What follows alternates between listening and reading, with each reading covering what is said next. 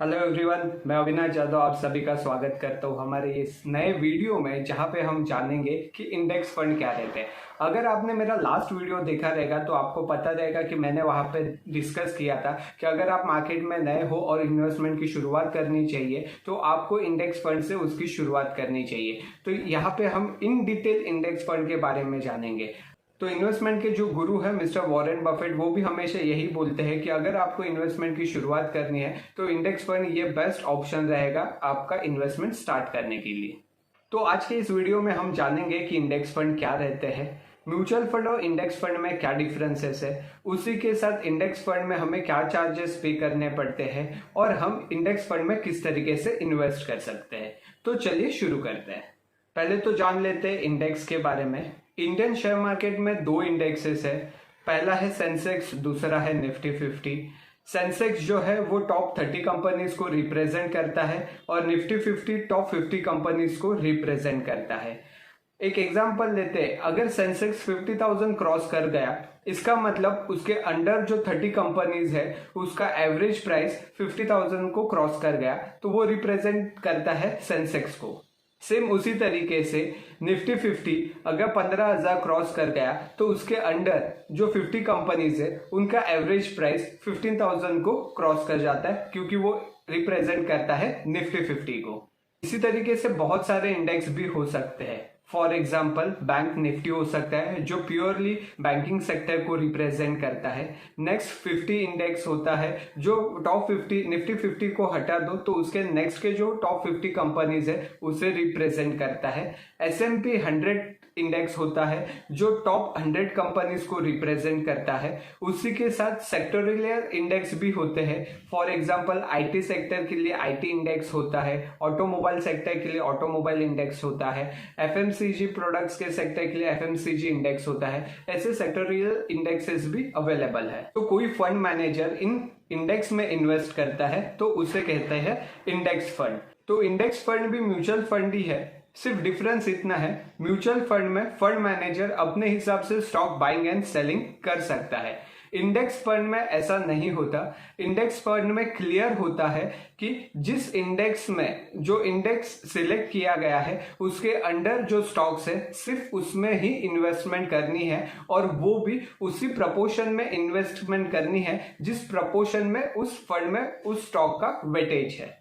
इसका एक एग्जाम्पल ले लेते हैं। फॉर एग्जाम्पल निफ्टी 50 में 4 स्टॉक है जो अलग अलग प्रपोर्शन में है, जैसे कि ए स्टॉक है जो 40% प्रपोर्शन में है, बी स्टॉक है जो 30% प्रपोर्शन में है, सी स्टॉक है जो 20% प्रपोर्शन में है और डी स्टॉक है जो 10% प्रपोर्शन में है। तो अभी फंड मैनेजर को अगर निफ्टी 50 ये इंडेक्स फंड में इन्वेस्ट करना है तो वो अपने हिसाब से प्रपोर्शन चेंज नहीं कर सकता। उससे ए को 40% प्रपोर्शन के हिसाब से ही बाय करना है, बी को 30% प्रपोर्शन के हिसाब से ही बाय करना है और सी को 20% प्रपोर्शन के हिसाब से बाय करना है, डी को 10% प्रपोर्शन के हिसाब से बाय करना है। यहाँ पे फंड मैनेजर की मेहनत कम हो जाती है क्योंकि उसको अपना दिमाग नहीं लगाना है। जो इंडेक्स फंड का या जो भी म्यूचुअल फंड का क्वार्टरली रिजल्ट आता है वो रिजल्ट में जो प्रपोर्शन जो स्टॉक्स के है उस हिसाब से उसे सिर्फ अपने पोर्टफोलियो में चेंजेस करने होते हैं। तो ये तो हमने इंडेक्स फंड समझ लिए। अभी ये देखते हैं कि इसका कंपैरिजन कैसे होता है म्यूचुअल फंड के साथ। म्यूचुअल फंड में जब पैसा पूल किया जाता है तो फंड मैनेजर उस पैसे को मार्केट में इन्वेस्ट करता है एक्टिवली। वो कुछ स्टॉक्स को खरीदता है, कुछ स्टॉक्स को बेचता है, जिसमें ज्यादा प्रॉफिट होगा उसको बेच देगा, फिर उसके अगेंस्ट में कोई दूसरा स्टॉक खरीदेगा। तो ये बाइंग एंड सेलिंग जो है वो कंटिन्यू चलती रहती है। उसके लिए फंड मैनेजर को अपने हिसाब से रिसर्च करनी पड़ती है, मार्केट को एनालिसिस करना पड़ता है और ये एक्टिवली काम करते रहता है। इंडेक्स फंड में फंड मैनेजर को कुछ ज्यादा दिमाग लगाने की जरूरत नहीं है। जैसे हमने प्रीवियसली डिसाइड किया कि जो म्यूचुअल फंड जो इंडेक्स फंड हमने सिलेक्ट किया है उस इंडेक्स फंड में जो प्रपोर्शन में जो स्टॉक्स है उस हिसाब से ही उसे पैसा इन्वेस्ट करना है, और इसे बोला जाता है पैसिव फॉर्म ऑफ इन्वेस्टमेंट। तो यहाँ पे हम लोग अगर पोर्टफोलियो रिबैलेंसिंग की बात करें तो म्यूचुअल फंड में ये सारी बातें डिपेंड करती है कंपनी परफॉर्मेंस में, इकोनॉमी कैसे चल रही है उसके ऊपर, या वो पर्टिकुलर सेक्टर किस हिसाब से परफॉर्म कर रहा है उसके ऊपर। उस हिसाब से फंड मैनेजर अपना डिसीजन ले सकता है। बट अगर इंडेक्स फंड की बात करें तो यहाँ पे किसी भी प्रकार का पोर्टफोलियो रीबैलेंसिंग करने की रिक्वायरमेंट नहीं है। अगर जरूरत लगी तो क्वार्टरली रिजल्ट के बेसिस पे क्या प्रपोर्शन है स्टॉक्स के, उस हिसाब से फंड मैनेजर उसे रिबैलेंस कर सकता है। यहाँ पे हम देखेंगे कि और एक मेजर डिफरेंस क्या है mutual fund and index fund में।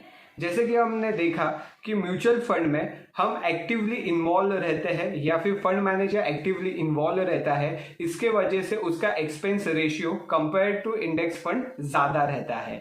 और इंडेक्स फंड में यहाँ पे पैसिव मोमेंटम रहती है, यानी कि फंड मैनेजर को एक्टिवली इन्वॉल्व रहने की जरूरत नहीं है। क्वार्टरली बेसिस पे जो रिजल्ट आए उस हिसाब से अगर प्रपोर्शन में कुछ चेंजेस हुए हैं तो ही वो फंड में चेंजेस करेगा। तो इसके वजह से यहाँ पे एक्सपेंस रेशियो जो रहता है वो ना के बराबर रहता है। अगर कंपेयर करेंगे हम म्यूचुअल फंड से तो ये एक्सपेंस रेशियो 1.1% और 1.5% इसका डिफरेंस आ सकता है। तो ये हो गए broad differences between mutual fund and index fund. अभी हम देखेंगे कि हमें इंडेक्स फंड में इन्वेस्ट क्यों करना है। इसका पहला रीजन ये है कि लो चार्जेस, यहाँ पे बहुत ही कम चार्जेस लगते हैं, जिसके वजह से यहाँ पे इन्वेस्ट करना हमारे लिए स्टार्टिंग में फायदेमंद हो जाता है। दूसरा कि डेटा ये कहता है कि ये जो पैसिव फॉर्म ऑफ इन्वेस्टिंग है वो इंडेक्स को बीट कर देती है, यानी कि active form of investing index को बीट नहीं कर पाती। तो यहाँ पे रिटर्न्स जो है वो कंपेयर टू म्यूचुअल फंड हमें ज्यादा मिलने के चांसेस बढ़ जाते हैं। इसी वजह से मिस्टर वॉरेन बफेट ये कहते हैं कि जिन्हें मार्केट में ज्यादा टाइम नहीं देना है, जिन्हें पीसफुल इन्वेस्टमेंट करनी है और लॉन्ग रन में अच्छे रिटर्न्स पाने हैं, वो इंडेक्स फंड में इन्वेस्ट कर सकते हैं। म्यूचुअल फंड में लगभग आपको ईयरली बेसिस पे 12 to 15% के रिटर्न्स मिल ही जाते। अगर आप इससे लंबे समय तक यहाँ पे इन्वेस्टेड रहते हो तो यहाँ पे बहुत अच्छा कंपाउंडिंग इफेक्ट भी देखने मिल सकता है। अभी यहाँ पे और एक चीज बहुत ज्यादा इंपॉर्टेंट है, जब हम कंपेयर करते हैं index fund to mutual fund तो रिटर्न्स में हम थोड़ा कंफ्यूज हो जाते हैं, क्योंकि म्यूचुअल फंड में हमें डिविडेंड के साथ रिटर्न्स दिखाए जाते हैं और इंडेक्स फंड में विदाउट डिविडेंड्स रिटर्न्स रहते हैं। तो यहाँ पे आप मेक श्योर कीजिए कि आप जब कंपैरिजन करोगे तो वो एप्पल टू एप्पल का कंपैरिजन रहेगा। तो अभी जानते हैं कि इंडेक्स फंड में इन्वेस्ट कैसे करें। तो आप डायरेक्टली इन्वेस्टमेंट एप्स के थ्रू यहाँ पे इन्वेस्ट कर सकते हैं। मेरा सजेशन रहेगा कि बैंकिंग सेक्टर के थ्रू आप इन्वेस्ट ना करें, क्योंकि वहाँ पे आपको ज़्यादा चार्जेस, कमीशन चार्जेस पे करने पड़ेंगे। आप अगर डायरेक्टली इन्वेस्ट करेंगे तो बहुत सारे एप्लीकेशन हैं, लाइक कॉइन एप्लीकेशन है बाय जीरोधा, पेटीएम है, तो ऐसे मल्टीपल एप्लीकेशंस अवेलेबल है जो जीरो कमीशन में आपको डायरेक्ट म्यूचुअल फंड में इन्वेस्ट करने की फैसिलिटी जो है वो प्रोवाइड करते हैं। और जितने कमीशन चार्जेस कम रहेंगे उतने हमें ज्यादा रिटर्न्स मिलेंगे। और इंडेक्स फंड में इन्वेस्ट करने के लिए डीमैट अकाउंट की रिक्वायरमेंट नहीं रहती, बट डीमैट अकाउंट रहना बहुत ज्यादा जरूरी है, क्योंकि अगर आपके पास डीमैट अकाउंट रहेगा तो आप ईटीएफ में भी इन्वेस्ट कर सकते हैं। ईटीएफ भी एक सेम कॉन्सेप्ट है इंडेक्स फंड की तरह, और ये लाइव मार्केट में ट्रेड होते हैं। तो यहाँ पे भी आप कम अमाउंट में इंडेक्स फंड में इन्वेस्ट कर सकते हैं और उसके अगेंस्ट में बहुत अच्छे रिटर्न जो है वो ले सकते हो।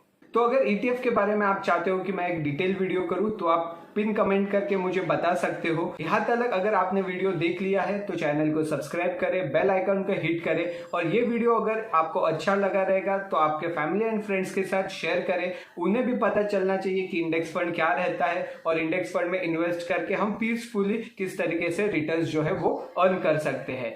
आपके रिक्वायरमेंट की सारी लिंक्स मैं डिस्क्रिप्शन बॉक्स में दे दूंगा, लाइक जीरोधा का अकाउंट आपको ओपन करना है, कॉइन आपको डाउनलोड करना है, और अदर जो एक्टिविटीज आपको करनी है वो सारी चीजें आपको डिस्क्रिप्शन बॉक्स में मिल जाएगी। ऐसे ही बने रहिए, आपका प्यार, आपका सपोर्ट हमें देते रहिए। Thank you so much. Avinash Yadav signing off.